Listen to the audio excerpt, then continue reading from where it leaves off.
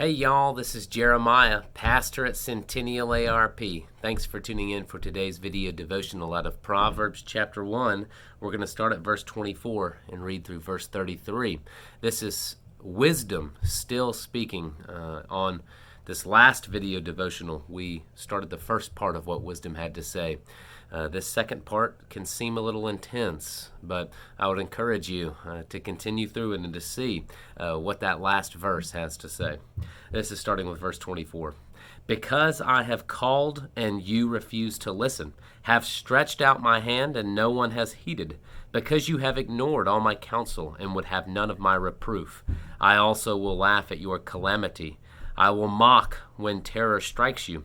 When terror strikes you like a storm, and your calamity comes like a whirlwind, when distress and anguish come upon you, then they will call upon me, but I will not answer. They will seek me diligently, but will not find me. Because they hated knowledge and did not choose the fear of the Lord, would have none of my counsel, and despised all my reproof, therefore they shall eat the fruit of their way, and have their fill of their own devices. For the simple are killed by their turning away, and the complacency of fools destroy them. But whoever listens to me will dwell secure, and will be at ease, without dread of disaster. This is an alarm clock passage. I use that silly terminology for other passages in the Bible where I kind of use what Jesus said to his disciples, wake up, stay awake, right? It's an alarm clock passage. Jesus literally says, stay awake, but he doesn't mean stay awake, hour after hour without any sleep. What he means is spiritually, dear one who is following after me, stay awake. Be alert, watch, hear, heed, listen, stay awake.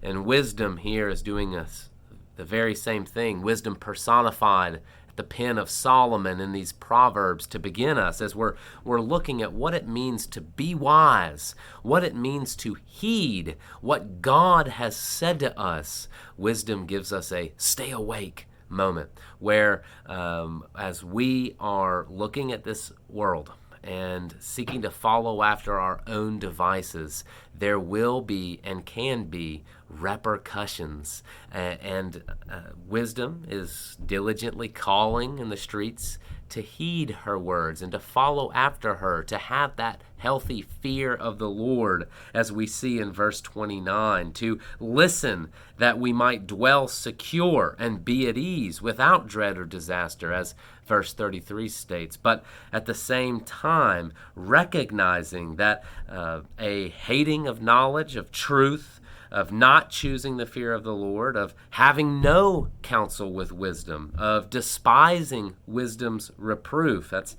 28, 29, 30. Well, we will have our just deserts. A good example of this is my 2.5-year-old. I use this illustration when I preach sometimes. Isaac, he loves to run. He also loves boots. And sometimes he likes boots that are a little too big for his feet.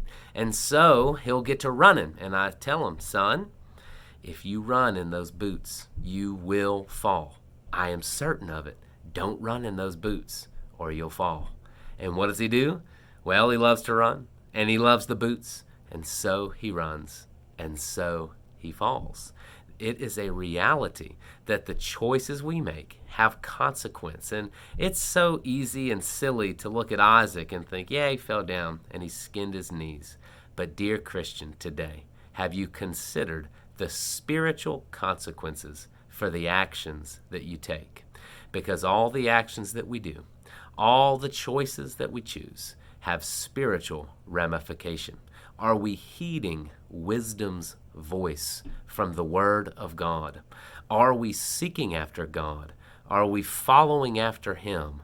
Or are we falling into our own devices? We must be aware of the great seriousness of what the Scriptures are calling us to, that God Himself is reaching out in love by sending His Son Jesus and waking us up by the Spirit, that we might see wisdom, that we might heed wisdom, and that we might dwell secure and be at ease without dread or disaster. For if we do not listen and we do not hear, those ramifications do follow. Consider this today in devotion to the Lord.